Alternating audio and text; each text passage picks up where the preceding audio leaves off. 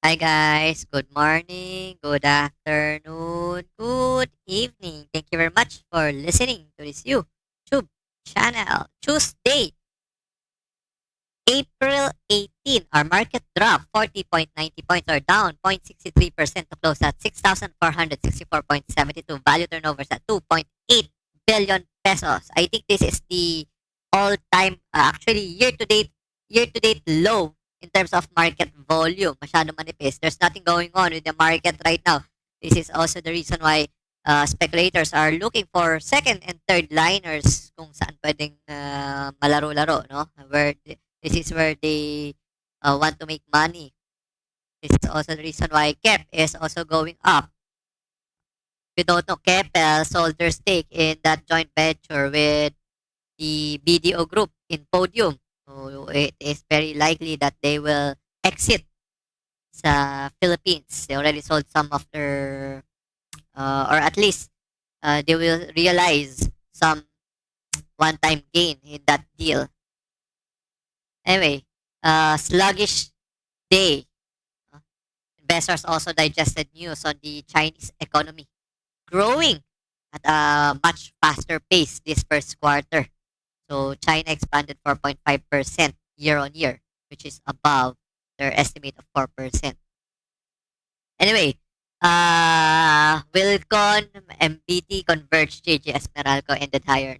If you haven't noticed, Alter is trading near or above IPO price. It looks like now weak hands have already sold their positions here. I'm observing if we can accumulate Alter, but let's see. If you don't know, the next phase in Alter is to raise debt through through bonds. So it's a 2.5 billion. And the founder of Alternergy, Vince Perez, is what is the father of renewables in the Philippines. Siya yung pioneer. So basically, it's a bet on its founders.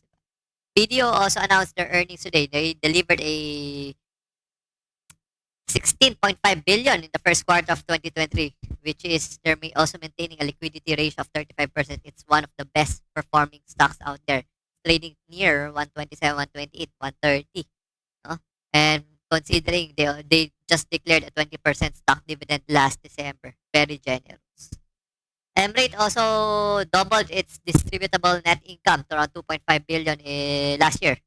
So it's down 2.06%. Sa mga rates, this is one of those stocks na I like. Uh, sa mga rates lang we're not talking about other stocks. So let's monitor this compared to DDMPR and RCR. Yan, Emrate expansion plans kasi. What else? Holcim rebranded their flagship blended cement to Excel EcoPlant. So they want to reduce the carbon footprint while also delivering a better construction performance. Unfortunately, kahit anong good news, this will not move up. Why? Because this is a merger and acquisition play. Perk of the Yuchenkos also managed to book a net income of around 863 million last year, which is up 30% year on year. So why is it not going up? Because of the bad impression sa mga Yuchenkos. You have RCBC, you have PERC, you have EEI, you have uh, House of Investments. Diba? Lahat pare-pareho yan. Food also posted a net income of $35 million dollars last year on the back of export demand recovery. So it's very undervalued. Unfortunately, yun nga, it's the legal cases that is hounding them. Now, speaking of legal cases, PHA also disclosed that one of their previous owners, si Raisa Carey, which is related to Marvin De La Cruz, filed some cases against the board of directors of PHA. That's the problem there. Recently, they also had a capital call. No? So, capital call, it means na kailangan magbayad na yung mga unpaid subscription. Unfortunately, hindi yata nagbayad sila Marvin De La Cruz. So, it's a failed backdoor takeover. So, sayang yan. Good, bad execution. No? Good intention, bad execution. Yun sayang. Mart also announced, yun nga, that they were able to grow net income by around triple digit growth, 846%, around 321 million. So, bakit di umakyat to? Because market is tired of this. Kung nangyari to during bull market, pwede. Unfortunately, Injap is also busy with his other ventures, Hotel 101. So, speaking of Double Dragon, they saw also their net income grow by 14.56% year on year to around 12.92 billion last year. So, they're also expanding Hotel 101. So, 1,000 malls yata, 1,000 hotel chains.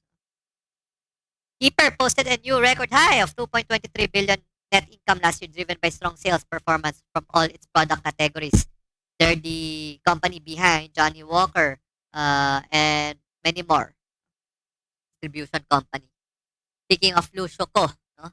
His banking arm, BBCom, managed to deliver a net income of 1.63 billion last year, reflecting its very good business model.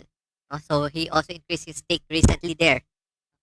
SecB is also catering to MSME financing requirements with the introduction of their segment business banking. So what else? Apex, no? As. Cebulat Master also reported core net income of 3.17 billion, which is up 32% year on year. By the way, speaking of CLI, I remember the CFO behind PLDT, no? Early retirement na sila because of their involvement in that overspending. GMA7 exited today, no? I hope you were able to catch the bounce, drop niya. So of course, next year another round of dividends. Apex, just watch out, extremely overbought levels na yan. RLC launches its first premium residential condominium in Cebu. YI na lang. No? Dito of Dennis Uy, no? Widened its net loss to around 11.24 billion. No? Despite booking an increase of more than threefold its revenues. Remember, no, when they're marketing dito, no? Dami na nilang market share kasi namimigay daw sila ng SIM card. Maynilad will also halting some water service interruption with this week, no, following the approval of higher water allocation from the concessionaire of Angat Dam. SSI, one of the top gainers today after recording an all-time high in fourth quarter. So they were able to generate full year net income of 1.9 billion, which is 1,178% higher year on year. It's a turnaround company. Remember, during the pandemic, no, walang gustong bumili. There's no, diba? Because of the pandemic, there's what we call revenge spending. No? Kita mo ba yung mga tao, no? Lumalabas sila sa Louis Vuitton. Haba ng pila. They keep on buying luxury just to keep them sane. So, yun. Anyway, our passcode for today is SSI. So, if you're listening to this channel, comment SSI. No? So, I don't have SSI, of course. But we were able to discuss that, no, before. Sabi ko, just watch out. No? Hindi ko lang trip.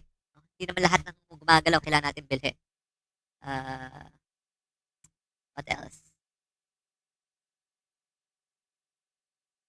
Shakey's net income also exceeded pre-pandemic levels as they grew. 874 million.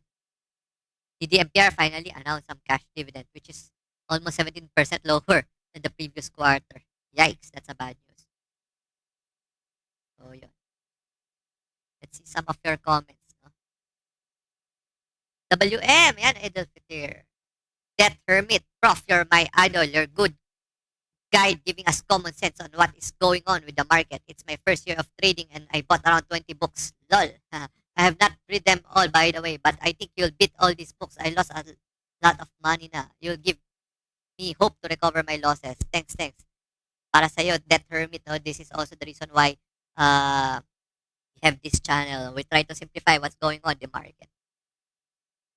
There's there's a question here on Espinec. Again, we don't answer questions until we reach 100,000 subscribers. So keep sharing this channel. Thank you very much. Another question. You answered before cross transaction is just there are buyers and sellers. So again, we don't answer questions. So please share this channel. Para ano na yun, no? Jason Chan, Rudy Salvatierra, Jerger. Tama, mas maganda pa NBA playoff. Gilbert Travisan, Oliver Wendelgo, Michael, Jennifer, JD, and John Edison Aquino Jerwaan. Again, thank you very much for listening. Stay safe. God bless. Bye-bye.